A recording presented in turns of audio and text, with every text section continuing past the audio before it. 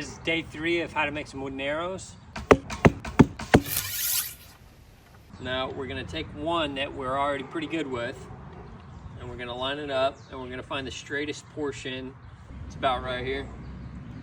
So I'm gonna mark just to keep uniform length. Method 1 is doing the end cuts with the knife only.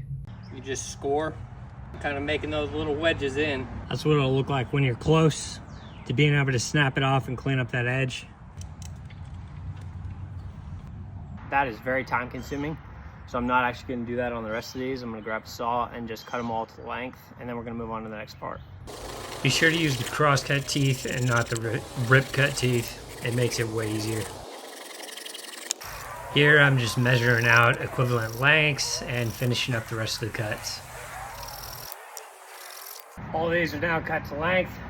The main difference between this file and this file is that there are no score marks or tool marks left on the ones in my lap.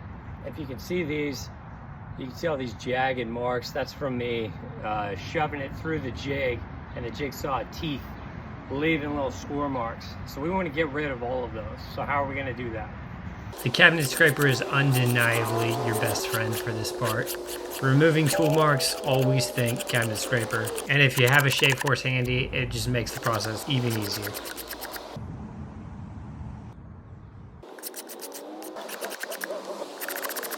So a bonus for doing all the carving is you get some really great kindling to start your fire.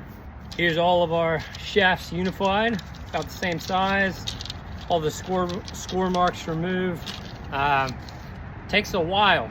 I hated making arrows, but this has actually been pretty rewarding. So I hope you guys decide to go out, cut some privots down, make your jig, start your initial circumference, and then do the cabinet scraper to get rid of the tool marks. So then you're all caught up with me, and then you can see me tomorrow for the next part. Be sure to like and subscribe so you don't miss that.